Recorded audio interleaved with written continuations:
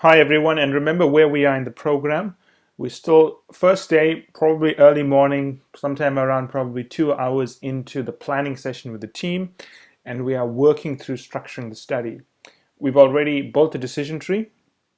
We've prioritized the branches, and now for the prioritized branches, we have to build an hypothesis to explain what we think is happening, right? So let's go into this process, right? Remember this image, which is a framework of how we structure the process of building out the analysis approach. So we've defined the problem, we structure the problem, we've prioritized the branches, and we're now developing the hypotheses. We're at this stage. Then we will develop a plan to analyze the hypotheses, and then we'll build a work plan for collecting the data to analyze the hypotheses, and then we will conduct the analysis. So the process of building our hypotheses is pretty straightforward, I would say, right? For the branches that we have prioritized, and I've just highlighted two of them here, an hypothesis always consists of two parts, So imagine you have an observable phenomenon, right? Let's call that observable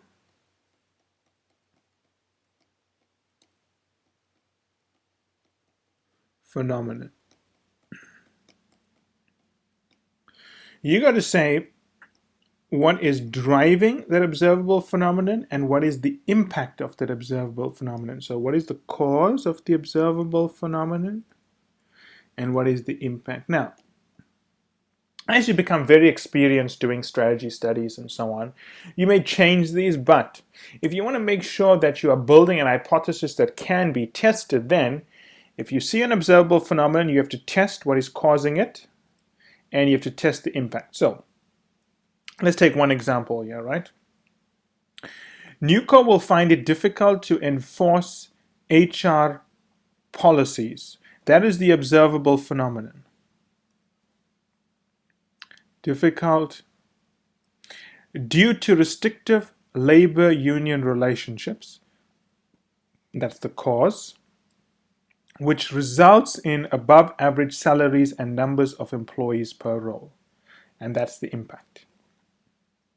So for each of the prioritized hypotheses, the ones with a lot of post-it notes next to them, you need to build an hypothesis to explain what is going to happen. And what's going to happen here is that the way the team will be structured is that if you look at the map, each of these broad buckets can be split into specific areas, right? And the job of the manager is to do that, to say, okay, this associate and this analyst will look at these two. This associate will look at this, and the other associate will look at this. And that's how you start structuring the study. And you can give them broad names, and you can tell one associate, okay, you will look at all of the finance hypotheses. Another associate, you look at all the people hypotheses. And another one, you look at all of the operations hypotheses. So you can see how the workload is now starting to develop for a stream. The people stream, so we came in on Monday morning. We sat down and had some muffins and coffee with the manager in front of a whiteboard. The manager worked with us to build a decision tree.